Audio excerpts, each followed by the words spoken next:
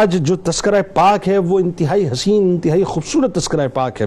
شہیدان احد میں دو ایسے شہید ناظرین کہ جن کی شہادت کا تذکرہ سننے کے بعد یقیناً آپ اشش کر اٹھیں گے کہ کیا عشق، کیا محبت۔ کہ ایک ہیں حضرت زیاد بن سکن رضی اللہ تعالیٰ عنہ اور دوسری ہستی ہیں حضرت انس بن نضر رضی اللہ تعالیٰ عنہ۔ انشاءاللہ دونوں ہی ہستیوں کی بارگاہ میں آج ہم ہدایت بھی پیش کریں گے اور ان کے غلاموں کے رجسٹر میں اپنا نام بھی انشاءاللہ شامل کروائیں گے۔ بات یہ ناظرین کرام کہ عشق کی جان نثاری کی داستانوں سے تاریخ بھری پڑی ہے،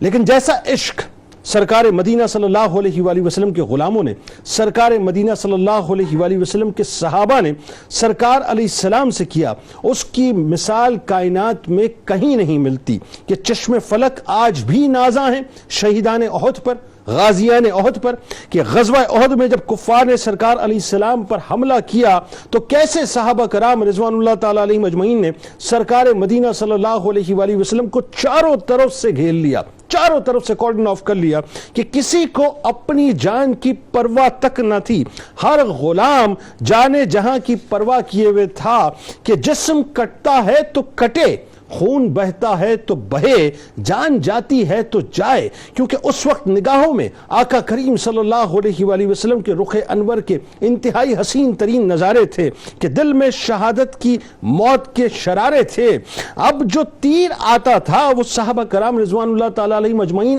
اپنے سینوں پر کھاتے تھے۔ اب جو تلواریں چلتی تھیں ناظرین وہ صحابہ کرام رضوان اللہ تعالیٰ علیہم اجمعین کے جسموں کو چیرتی تھیں۔ اب جو نیزے چلتے تھے وہ صحابہ کرام رضوان اللہ تعالیٰ علیہم اجمعین کے مقدس جسموں میں پیوست ہوتے تھے۔ انہی شہدائیان اور فدائیان رسول صلی اللہ علیہ وآلہ وسلم میں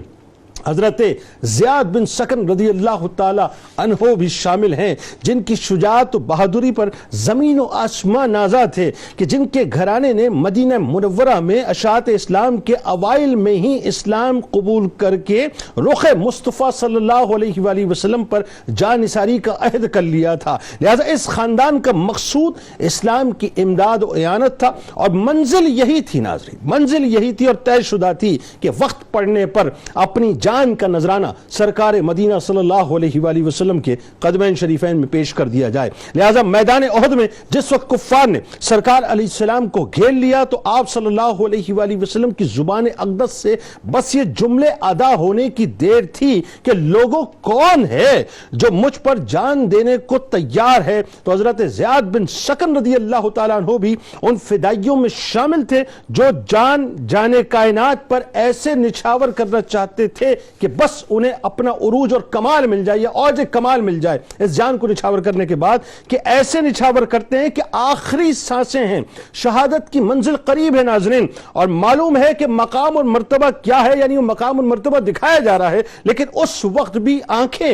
رخ مصطفیٰ صلی اللہ علیہ وآلہ وسلم کا دیدار کر رہی ہیں، اور سر ہے کہ سرکار مدینہ صلی اللہ علیہ وآلہ وسلم کے قدموں پر ہے کہ آستانے پہ تیرے سر ہو، اجل آئی ہو، اور اے جانے جہاں تو بھی تماشائی ہو، بند جب خواب اجل سے ہو حسن کی آنکھیں، اس کی نظروں میں تیرا جلوہ زیبائی ہو۔ آئیے ناظرین آغاز کرتے ہیں حضرت زیاد بن سکن رضی اللہ تعالی عنہ کی بارگاہ سے، اور انشاءاللہ اس پہل میں حضرت انس بن نضر رضی اللہ تعالی عنہ کی بارگاہ میں ہدیہ تہنیت پیش کریں گے۔